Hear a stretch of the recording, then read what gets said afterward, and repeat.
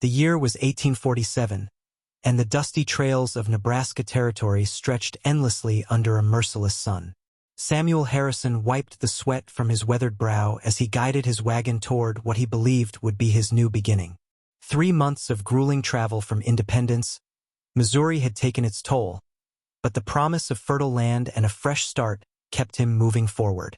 What Samuel didn't know was that his destination held secrets that would challenge everything he thought he knew about frontier life. The deed in his worn leather satchel bore the official seal of the territorial government, promising him 200 acres of prime farmland near the Platte River. Samuel had paid dearly for this opportunity, selling everything he owned back in Missouri after his wife Martha's death from consumption. The farm represented his chance to rebuild, to create something meaningful from the ashes of his former life. But as his wagon wheels churned through the Nebraska dust, 3 women were already working that very land, unaware that their world was about to collide with his. Eleanor Whitmore stood in the vegetable garden behind the modest farmhouse, her calloused hands harvesting the last of the summer tomatoes. At 32, she had learned to read the land like scripture, knowing when to plant, when to harvest, and when to let the earth rest. Beside her worked Margaret Sullivan, a fiery redhead whose Irish accent had softened during her 5 years in America, but whose determination remained as sharp as the day she'd stepped off the boat in New York. The third woman, young Sarah Beth Coleman, barely 19 and with the kind of beauty that could stop a man's heart, sang softly as she hung laundry on the line that stretched between 2 weathered oak trees. These 3 women had built something remarkable together on this patch of Nebraska soil.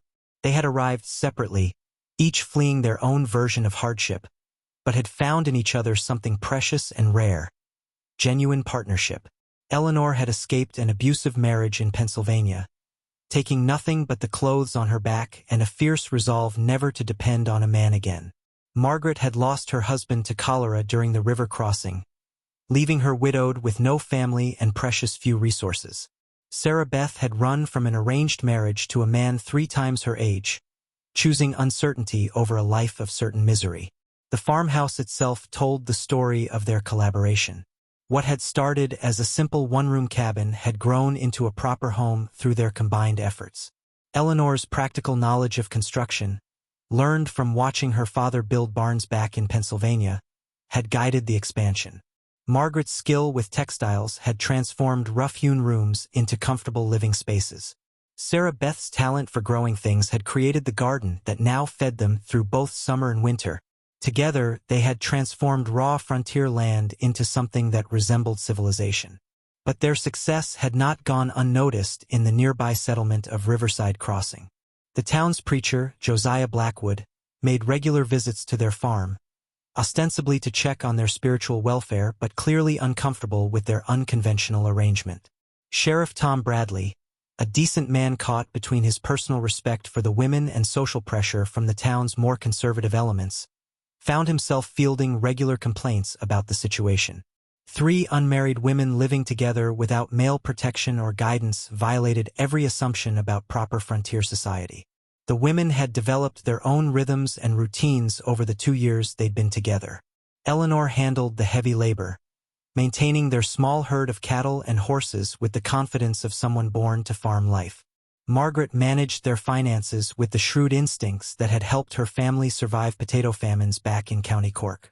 She also served as their liaison with the outside world, her natural charm smoothing over the social complications their arrangement created. Sarah Beth, despite her youth, had proven herself invaluable in the day-to-day operations of keeping their household running efficiently.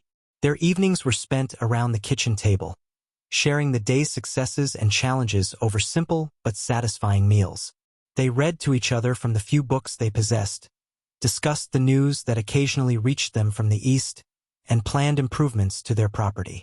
It was during one of these peaceful evening conversations that they first spotted dust on the horizon, signaling the approach of Samuel Harrison's wagon. Eleanor noticed it first, her sharp eyes catching the telltale cloud that meant someone was approaching their remote location. Visitors were rare, and unexpected visitors were cause for both curiosity and caution. The 3 women had learned to be wary of strangers, particularly men traveling alone. Too many frontier women had stories of unwelcome attention from drifters and would-be suitors who viewed unmarried women as opportunities rather than people deserving of respect. As Samuel's wagon drew closer, the women gathered on their front porch, presenting a united front while maintaining the appearance of casual domestic activity. Eleanor continued mending a bridle, her hands steady but her eyes alert. Margaret folded laundry with practiced efficiency, her movements betraying none of the tension she felt. Sarah Beth swept the porch steps, her youthful face composed despite the nervous flutter in her stomach. They had learned that showing fear or uncertainty could invite trouble, so they waited with the calm confidence of women who belonged exactly where they were. Samuel Harrison's first glimpse of the farm filled him with confusion rather than satisfaction. The property looked nothing like the empty land described in his deed. Neat fences enclosed well-maintained pastures where healthy cattle grazed. A substantial vegetable garden showed clear signs of careful cultivation. Smoke rose from the chimney of a house that was clearly occupied and well cared for. Most surprising of all, 3 women watched his approach from the front porch of what was supposed to be his new home. He brought his wagon to a stop in front of the house and climbed down slowly, his joints stiff from weeks of travel. The deed in his hand felt suddenly heavy as he faced the reality before him. These women were not squatters or temporary residents. Everything about their posture and bearing suggested they belonged here, that this was their home in every meaningful sense of the word. Samuel found himself in the awkward position of having to explain his presence to people who clearly had more claim to this place than his piece of paper suggested. Eleanor was the first to speak, her voice carrying the authority of someone accustomed to taking charge. She asked Samuel to state his business, her tone polite but firm. There was something in her manner that reminded him of his late wife Martha during her strongest moments, when she refused to be dismissed or ignored. Margaret stepped forward slightly, her green eyes assessing Samuel with the calculating look of someone who had learned not to trust easily. Sarah Beth remained silent but alert, her youth making her seem more vulnerable despite the obvious strength of her companions. Samuel produced his deed with hands that trembled slightly. Whether from exhaustion or nervousness, he couldn't say. The official document bore the territorial seal and clearly described this exact property, complete with landmarks that matched the fence posts and creek bed visible from where they stood. He explained his journey from Missouri, his purchase of the land through proper legal channels, and his intention to establish a farm here. His voice carried the weariness of a man who had expected to find refuge and instead discovered more complications. The 3 women examined the deed carefully, passing it between them with growing alarm. Eleanor's face darkened as she recognized the validity of the document. Margaret's sharp intake of breath revealed her understanding of what this meant for their carefully constructed life. Sarah Beth's eyes filled with tears she refused to shed, her hands clenching into fists at her sides. They had built something beautiful here, something that had given each of them purpose and belonging. Now a stranger with a piece of paper threatened to destroy it all. But Eleanor was not a woman to surrender without a fight. She had faced down an abusive husband, survived alone on the frontier, and helped build this farm from nothing. A legal document, however official, would not drive her from the only real home she had known since childhood. She looked Samuel Harrison directly in the eye and delivered the words that would change all their lives forever. "We're your wives from now on." The statement hung in the air like smoke from a gunshot, impossible to ignore and equally impossible to fully understand. Margaret and Sarah Beth stared at Eleanor in shock, but they recognized the desperate brilliance of her strategy. Frontier law was complex when it came to property rights, but it was crystal clear about the rights of wives. A married woman might not be able to own property in her own name, but she had legal claims to her husband's holdings that no court would easily dismiss. If they could convince Samuel to accept this arrangement, at least temporarily, it would buy them time to find a more permanent solution. Samuel felt as though the ground had shifted beneath his feet. He had come west seeking solitude and the chance to rebuild his life on his own terms. The last thing he wanted was the complication of marriage, especially to 3 women he had never seen before.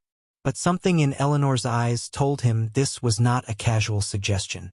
These women were fighting for their survival in the only way available to them, using the law's own logic against itself.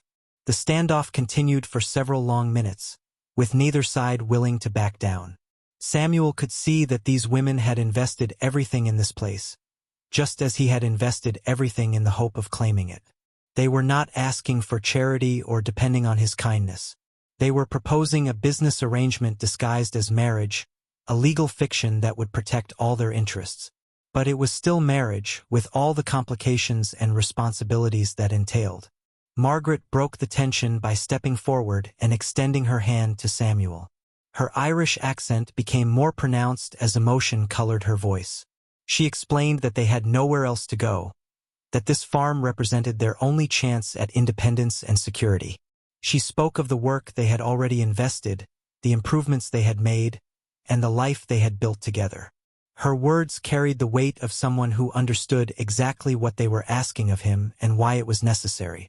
Sarah Beth found her voice at last, her youth making her plea all the more poignant. She told Samuel about her flight from an unwanted marriage, her desperate search for a place where she could be valued for more than her appearance or her potential as a bargaining chip between men. The farm had given her the chance to discover her own strength and capabilities. She would rather risk an uncertain future with a stranger than return to the cage of conventional expectations about what a young woman's life should be. Samuel looked around at what these women had accomplished and felt something shift inside him. The farm was better maintained than he could have managed alone. The house was more comfortable than anything he could have built by himself. The garden produced more food than any single person could eat. From a purely practical standpoint, their proposal made sense. But practicality was only part of the equation in a decision this momentous. As the afternoon sun began its descent toward the horizon, Samuel made his choice. He would stay, at least temporarily, and they would work out the details of their unusual arrangement as they went. It was not the life he had planned, but frontier life rarely proceeded according to plan. Perhaps the strange twist of fate would prove to be exactly what all of them needed, even if none of them could see how at the moment. The next few days passed in careful negotiation as the four adults worked to establish boundaries and expectations for their unconventional household. Eleanor insisted that the marriage arrangement be purely legal, designed to protect property rights rather than create romantic obligations. Margaret proposed that they continue to operate the farm as a partnership, with all decisions made collectively rather than imposed by Samuel as the supposed head of household. Sarah Beth suggested that they maintain separate sleeping quarters, avoiding the intimacy that traditional marriage would normally require. Samuel found himself agreeing to terms that would have seemed impossible just days earlier. He would provide legal protection for the women's claim to the farm, while they would continue to manage the day-to-day operations they had already mastered. It was a marriage in name only, a legal fiction that served everyone's practical needs while respecting everyone's personal boundaries. They would present themselves to the outside world as a conventional family, while privately maintaining the independence that had brought them together. The first test of their arrangement came sooner than expected. Sheriff Bradley arrived 3 days after Samuel's wagon had first appeared on the horizon, responding to reports from concerned citizens in Riverside Crossing about the situation at the farm. The sheriff was a fair man but bound by both law and social expectations to investigate any irregularities in his territory. He had come prepared to deal with either squatters who needed to be evicted or a land dispute that required official mediation. Instead, he found Samuel Harrison ready to swear that Eleanor was his lawfully wedded wife, with Margaret and Sarah Beth serving as household members under his protection. The hastily constructed story held together under the sheriff's questioning, helped by the obvious signs of domestic establishment that surrounded them. Samuel's deed was legitimate, and his claim to have married Eleanor during his journey west was plausible enough to satisfy legal requirements. The sheriff departed with his duty fulfilled, leaving behind a household that had just committed itself to maintaining an elaborate deception. But deception had a way of becoming reality on the frontier, where survival often depended on adaptation rather than adherence to conventional rules. Samuel found himself genuinely enjoying the company of his 3 family members, appreciating their intelligence, humor, and resourcefulness in ways he had not expected. Eleanor discovered that Samuel treated her with the respect and consideration her first husband had never shown. Margaret appreciated having a man around who valued her opinions and consulted her before making decisions that affected the household. Sarah Beth began to see Samuel as the protective older brother she had never had rather than another threat to her independence. The seasonal rhythm of farm life drew them together in ways that legal documents never could. Samuel's strength proved invaluable during harvest time, when the crops Eleanor and Sarah Beth had planted months earlier needed to be gathered before the first frost. Margaret's skill at preserving food ensured that their increased household would have enough to eat through the coming winter. The work was hard but satisfying, and the four adults began to function as a genuine team rather than strangers thrown together by circumstance. Winter brought its own challenges and its own rewards. The long evenings gave them time to know each other as people rather than just practical partners.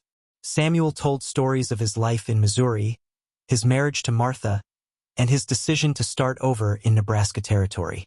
Eleanor shared memories of her Pennsylvania childhood and her escape from an abusive situation that had nearly destroyed her faith in human kindness. Margaret entertained them with tales of Ireland and the journey that had brought her to America, while Sarah Beth gradually revealed the circumstances that had driven her to flee her family's expectations. Spring arrived with new complications. A territorial official arrived to conduct a census, requiring detailed information about household composition and legal relationships. The fiction they had maintained through the winter months suddenly needed to withstand official scrutiny. Samuel and Eleanor were forced to provide details about their supposed marriage, while Margaret and Sarah Beth had to explain their presence in the household in ways that satisfied bureaucratic requirements without arousing suspicion. The census official was thorough but not particularly imaginative, accepting their carefully rehearsed explanations without digging too deeply into inconsistencies. Eleanor was recorded as Samuel's wife, Margaret as his widowed sister-in-law, and Sarah Beth as his wife's unmarried cousin. The document gave their arrangement an official stamp of approval that felt both reassuring and terrifying. They had successfully deceived the territorial government, but they had also committed themselves to maintaining that deception indefinitely.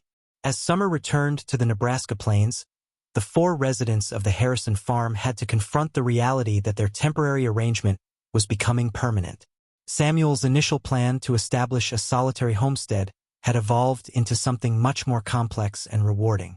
Eleanor's determination to maintain her independence had found expression within a structure that protected rather than constrained her. Margaret's search for security had led her to a place where her contributions were valued and her voice was heard. Sarah Beth's flight from unwanted marriage had brought her to a household where she was respected as an individual rather than treated as property. But success brought its own dangers. Their prosperous farm attracted attention from neighbors who began asking more questions about the Harrison family's unusual composition. Preacher Blackwood's visits became more frequent and more pointed, as he struggled to reconcile their apparent domestic harmony with his suspicions about their true relationship. Other men in the territory began showing interest in Sarah Beth and Margaret, creating complications that threatened to expose the careful balance they had achieved. The crisis came in the form of Margaret's cousin Patrick, who arrived unexpectedly from New York with news that changed everything. Patrick Sullivan had tracked his cousin to Nebraska Territory after receiving word of her husband's death during the westward journey. He brought with him not only family news but also a legal document that revealed Margaret's late husband had owned property back east, property that would pass to her if she could prove her widowhood and return to claim it. Patrick's arrival threw the household into turmoil. Margaret faced a choice between the security of her new life and the opportunity to reclaim her past. Eleanor worried that Margaret's departure would upset the delicate balance they had achieved and might lead to questions about why 3 women were necessary to help one man run his farm. Sarah Beth feared losing the older sister figure who had helped her navigate the complexities of frontier life. Samuel realized how much he had come to depend on Margaret's steady presence and wise counsel. The decision ultimately belonged to Margaret, but it affected all of them. She had to weigh the certainty of her current situation against the possibility of real independence and financial security back east. The property her late husband had owned was substantial enough to support her for life, but claiming it would mean leaving behind the family she had chosen for the one she had been born into. It would mean trading the frontier freedom she had learned to love for the conventional constraints of Eastern society. After a week of agonized deliberation, Margaret made her choice. She would return to New York with Patrick, but not permanently. She would claim her inheritance, settle her late husband's affairs, and return to Nebraska with enough resources to ensure their farm's long-term success. It was a risky plan that required tremendous trust on all sides, but it offered the possibility of genuine security rather than the constant fear of discovery that had shadowed their arrangement. Margaret's departure left a void in the household that could not easily be filled. Samuel, Eleanor, and Sarah Beth had to adjust to functioning as a trio rather than a quartet, redistributing responsibilities and learning to manage without Margaret's practical wisdom and diplomatic skills. The work was harder, but their determination to preserve what they had built together grew stronger with each passing day. Months passed before they received word from Margaret. Her letters told of successful legal battles, recovered property, and growing impatience with New York society's expectations about widowed women. She wrote of missing the Nebraska sky, the freedom of frontier life, and the companionship of people who valued her for herself rather than her social position. Most importantly, she confirmed her intention to return as soon as her business affairs were settled. Margaret's return in the following spring brought more than just her presence. She arrived with a substantial sum of money, legal documents establishing her as a full partner in the farm, and news that would change their situation forever. During her time in New York, she had consulted with lawyers about the legality of their arrangement and discovered that territorial law offered more flexibility than they had realized. Multiple marriage, while unconventional, was not explicitly illegal in Nebraska territory, particularly when all parties were consenting adults who could demonstrate practical necessity for the arrangement. The revelation opened up possibilities they had never dared to consider. Instead of maintaining their marriage as a legal fiction, they could formalize their relationship in a way that gave all three women equal status and protection under law. It would require careful documentation and the cooperation of sympathetic officials, but it was possible to create a legal framework that recognized their chosen family without forcing anyone to compromise their principles or independence. The process took months of careful planning and discreet negotiation, but eventually, they succeeded in creating a legal structure that protected all their interests. Samuel was officially married to all three women, with each marriage properly documented and recognized by territorial authorities. More importantly, they established the farm as a joint enterprise with all four adults holding equal shares, ensuring that no one person could make unilateral decisions about their shared future. The arrangement scandalized some members of Riverside Crossing Society, but it also inspired others who had felt trapped by conventional expectations about family and marriage. Other women facing difficult circumstances began seeking their advice, and gradually, the Harrison farm became known as a place where unconventional solutions to life's problems could be found. They hosted a steady stream of visitors, widows seeking alternatives to remarriage, young women fleeing unwanted arrangements, and even couples looking for examples of more egalitarian approaches to domestic life. Years passed, and the Harrison farm prospered beyond anything any of them had imagined when they first encountered each other on that dusty Nebraska afternoon. Samuel found himself the patriarch of a family that challenged every assumption he had held about marriage and domestic life, but which had given him more happiness and fulfillment than his conventional first marriage ever had. Eleanor had achieved her dream of independence while discovering that security could coexist with freedom when built on mutual respect rather than legal obligation. Margaret's business acumen had transformed their small farm into a substantial agricultural enterprise, proving that women could be just as successful as men when given the opportunity to exercise their talents freely. Sarah Beth had grown from a frightened teenager into a confident woman who understood her own worth and refused to compromise her values for anyone else's expectations. Together, they had created something unprecedented in frontier society. A family based on choice rather than chance, on mutual benefit rather than traditional obligation. The territorial government eventually granted Nebraska statehood, bringing new laws and new challenges to their unconventional household. But by then, their arrangement had become so well established and so obviously successful that even conservative legislators were reluctant to interfere. They had proven that alternative approaches to family and marriage could work just as well as traditional ones, perhaps even better when all parties entered into them freely and with full understanding of their mutual responsibilities. Their story became part of local legend, told and retold throughout the region as an example of frontier ingenuity and determination. Some versions emphasized the practical necessity that had brought them together, while others focused on the emotional bonds that had kept them together through good times and bad. All versions agreed on the essential truth, that four strangers had found a way to build a life together that honored each person's individual needs while creating something stronger than any of them could have achieved alone. As Samuel Harrison looked back on the day his wagon had first crested the hill overlooking what he thought would be his solitary homestead, he marveled at how wrong his expectations had been and how right the reality had turned out. He had come to Nebraska seeking independence and found interdependence. He had planned to build a farm and had helped build a family instead. Most surprisingly of all, he had discovered that the most unconventional choice could sometimes be the most sensible one, especially when it was made with courage, honesty, and genuine respect for everyone involved. The three women who had greeted his arrival with such determination had become the foundation of everything meaningful in his life. Eleanor's strength had taught him that partnership could be stronger than domination. Margaret's wisdom had shown him that practical considerations and emotional fulfillment did not have to be mutually exclusive.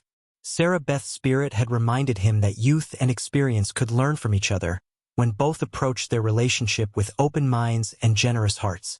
Together, they had written a new chapter in the story of American frontier life, proving that families could be formed by choice as well as by birth, and that marriage could be a partnership between equals rather than a hierarchy based on gender or convention.